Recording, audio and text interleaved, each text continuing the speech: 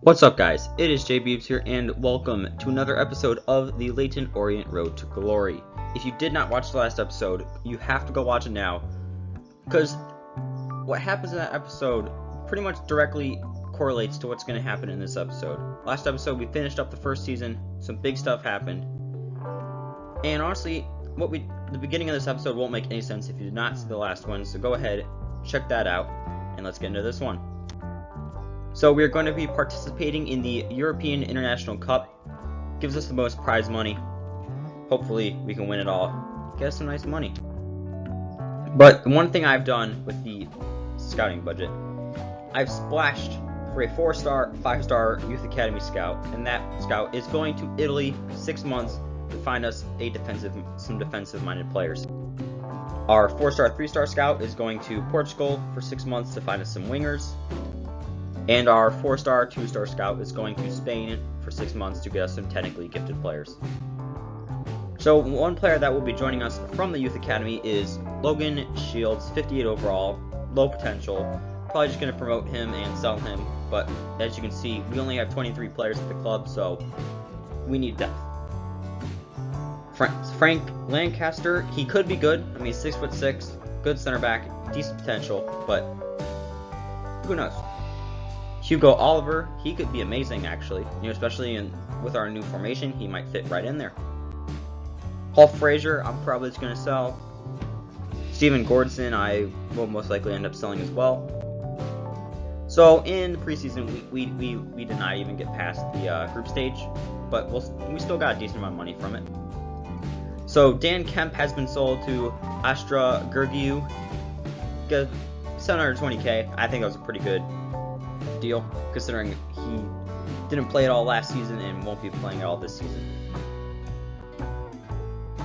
So we are now getting into the very first game of the season as we are hosting Hull City at Brisbane Road. And this is the lineup for the team. Vigouroux is the goalkeeper. Thompson, Ling, and Happ make up the 3 center backs. Clay and Kyron Panu are the center mids. So Tiru and Brophy are the outside mids. And Mabimbi, Tavares are the outside wingers, and Cueto is the striker. Very, very solid team. If you did not see the last episode, I talked about what I'm going to be doing with this formation, with this style. So if you want to see that, check out the last episode, and let's get into the game highlights. Can he put them in front? Yes, is the not to be advised giving the ball away in that position, and he might be in here. And they gives it a go, and it's a goal.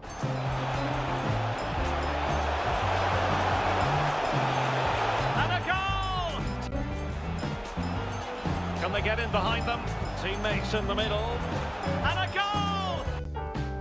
Perfect way to start a season, kind of. We got a win, 3-2 win. It was a close game, but I mean, honestly, it would be nice to not have to win these games so closely, but considering the quality of our team, the quality of other teams in the division, I don't know how well we're going to do in EFL League 1, if I'm honest. I don't think we're going up this season.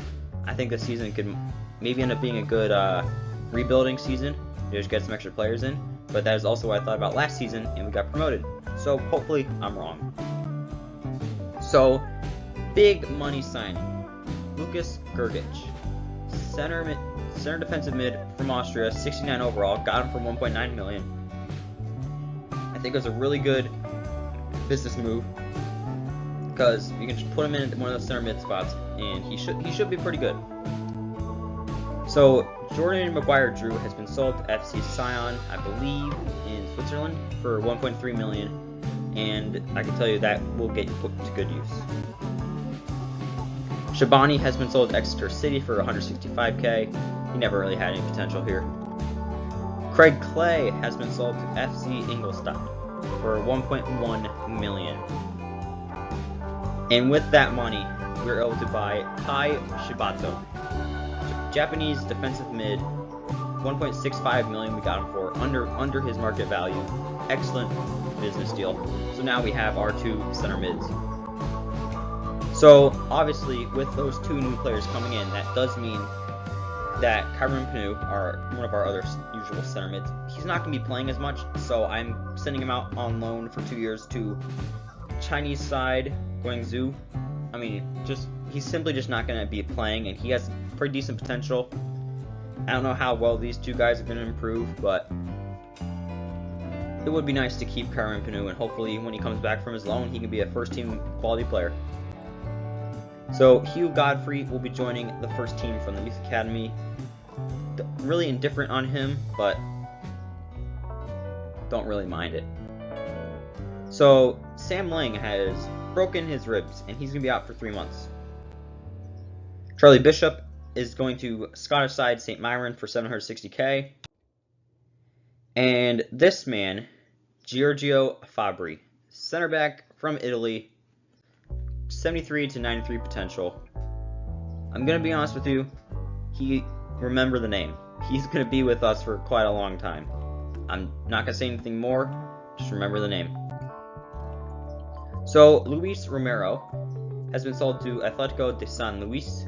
If you do not know who he is, don't worry, because he's not a Leyton player. I didn't bring him in. For some reason, FIFA thought we had too few players. I think we actually ended up with 19 players, but they still signed us 2 free agent players. He was one of them. He's never played for us, but I mean, if you think about it, it's a free 840K, so not at all the worst deal. And same goes for Borislav Tisonev. He's going to Barnsley, division ahead of us, for 1.5 mil. Get an extra 1.1 million in the bank. And now, at Brisbane Road, yet again, we are hosting Newport County in the FA Cup. And this is the team. Vigouroux in goal. Thompson, Fabry, and Hop are the center backs. Gergic and Shibato are the center mids. Sutiru, Brophy, outside mids. Tavares, Mabimbi on the wings. And Cueto is the striker. So let's get into those highlights. Could go ahead. There it is. And this could square the game. And that's exactly what has struck. Oh, a perfectly timed pass. Great opportunity. Looks promising, this. It has to be. No short. An awful lot of green space to run into. Oh, that is a play, and hence a free kick. Will this prove to be a turning point? A sending off. Everything was going their way. Might be a chance here. And a goal. The equaliser. So yeah, 3-3 draw. We also had a red card in there. Not a good performance. I don't know what it was. I just didn't play a good game this game, and now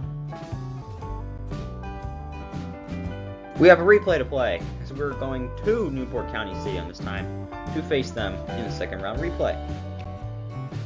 Same exact team. Hopefully we can win this one. An authoritative challenge. And space available inside. And it's in!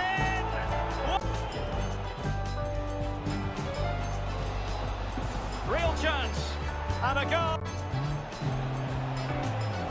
Are they going to forge ahead? And a goal it is!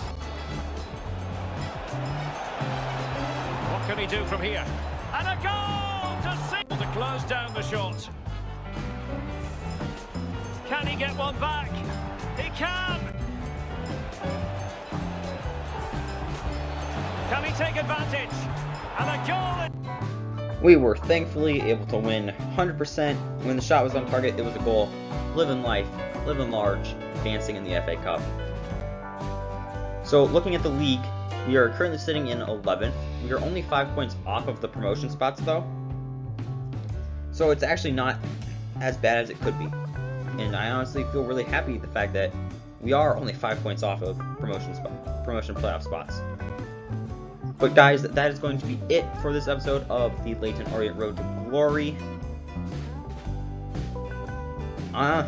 This is kind of a bleh episode. I mean, it's pretty cool. We had to go second round replay of the FA Cup. Would have liked to have just won in the first place. That didn't happen. And we made 2 big signings. I mean, we have our center mid's probably for this year, next year, maybe the year after that even. But yeah, if you guys have enjoyed, check out some of the other FIFA stuff on my channel. My first ever FIFA series is linked below in the description, as well as my Twitter, Instagram, and TikTok. Hit me up on Twitter. It's what I use the most. Just easiest. And it's the easiest way to connect with me. But that's it for me. And it is JBeebs signing off.